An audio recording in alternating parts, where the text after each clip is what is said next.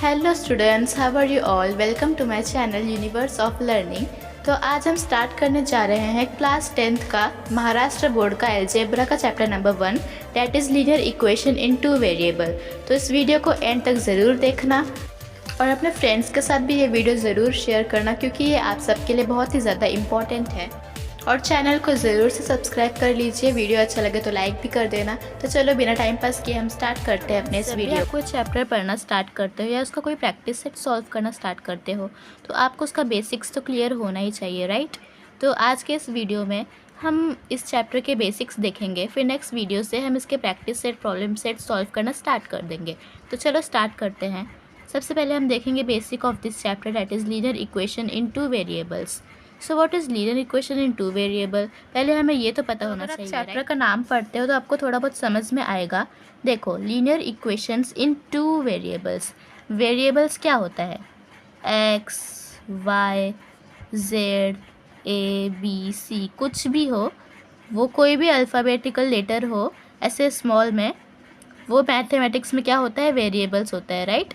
तो फिर linear equation in 2 variables, तो जिस भी इक्वेशन में हमारे पास ऐसे 2 वेरिएबल्स हैं लेकिन उसका जो इंडेक्स है, वेरिएबल का जो इंडेक्स है मीन्स उसके ऊपर जो सब पावर होता है वो 1 ही होना चाहिए। तो ऐसे इक्वेशन को हम क्या बोलते हैं? Linear equation in 2 variables. इसका एक जनरल फॉर्म भी होता है, मैंने आपको पहले भी बताया है। चलो एक बार फिर मैं आपको बता देती हूँ। A x plus b y plus c is equal to 0, right. तो हम इसको थोड़ा सा शिफ्टिंग भी कर सकते हैं। A x plus b y is equal to c.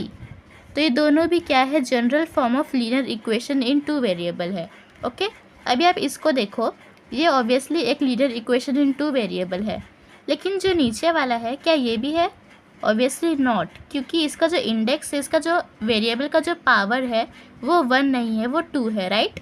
तो इस वजह से ये हमारा लीनियर इक्वेशन इन 2 वेरिएबल नहीं है। और ये जो है हमारा लीनियर इक्वेशन इन 2 वेरिएबल है। और ये इसको क्या कहेंगे हम? क्वाड्रेटिक इक्वेशन इन 2 वेरिएबल हम कह सकते हैं। तो आई होप कि आपको ये तो समझा होगा कि लीनियर इक्वेशन इन 2 वेरिएबल होता क्या है। चलो अब मैं आपको बताऊंगी कि हमें लीनियर इक्वेशन को सॉल्व करने के लिए इस चैप्टर में किस टाइप्स के मेथड हम अप्लाई करने वाले हैं। वैसे मैंने आपको पहले भी एक शॉर्ट वीडियो में बताया है, तो हम एक बार फिर से इसको रिवाइज़ करेंगे। तो देखो, ये तो मैंने आपको बताया कि general form of linear equation in 2 variable क्या होता है? A x plus b y plus c is equal to 0। अभी इसको सॉल्व करने के कुछ मेथड्स होते हैं, हम इस चैप्टर में पढ़ेंगे। फर्स्ट है अपना एलिमिनेशन मेथड, ये हमने 9th में भी पढ़ा है। सब्स्टिट्यूशन मेथड, ये भी हमें 9th में था। देन ग्राफिकल मेथड और क्रेमर्स रूल, ये थोड़े न्यू आए हैं 10th स्टैंडर्ड में, बट डोंट वरी, ये भी बहुत ईजी है। जो हमारा क्रेमर्स रूल होता है उसमें हमें डिटर्मिनेंट फाइंड करने की ज़रूरत होती है, तो उसको भी फाइंड करना मैंने आपको बताया था। चलो एक बार फिर देख लेते हैं। देखो, आपको कुछ इस टाइप में नंबर्स दिए रहते हैं, 4 नंबर्स रहते हैं।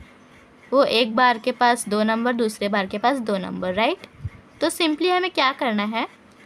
क्रॉस मल्टीप्लाई, मतलब जो क्रॉस में जो बाजू बाजू में जो नंबर हैं उन दोनों को एक साथ मल्टीप्लाई करना है। लाइक 1 इंटू 4, देन बीच में माइनस का साइन देना है, एंड 2 इंटू 3 या 3 इंटू 2, कुछ भी करो वो सेम ही होता है। सो 4 1 ज़ा 4 एंड 3 2 ज़ा 6, बीच में माइनस, राइट। अभी 6 माइनस 4 किया तो 2 आया, देन माइनस का जो साइन था वो हमने 2 को दे दिया, तो हमारे डिटर्मिनेंट का वैल्यू क्या आया? -2, राइट।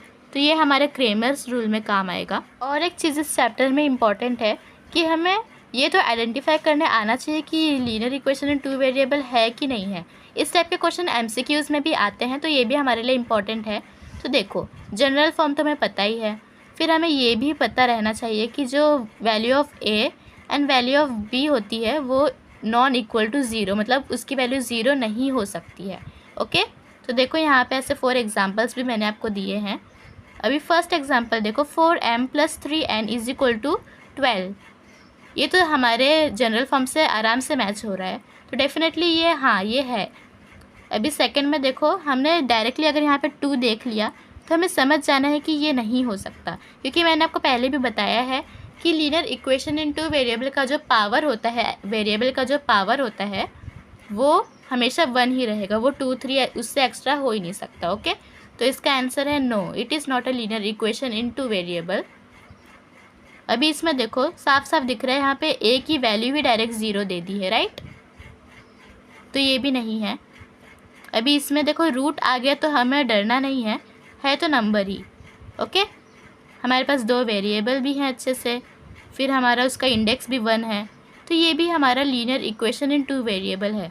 तो आई होप कि आपको समझा होगा। मैं भी आपको ऑलमोस्ट सारी चीज़ें बता दी है इस चैप्टर के लिए, जो भी इम्पोर्टेंट है, जो भी इसके बेसिक्स हैं।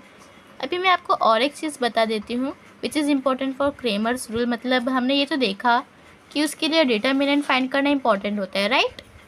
फिर उसके बाद हमारे पास हमें क्या रहता है, एक हमें डी फाइंड करना रहता है, फिर एक डी एक्स होता है और एक डी वाई होता है। वो सब कैसे फाइंड करते हैं, क्या करते हैं, वो सब मैं आपको डिटेल में अच्छे से जब हम सॉल्व करेंगे प्रैक्टिस सेट, प्रॉब्लम सेट, तब मैं आपको सब बताऊंगी।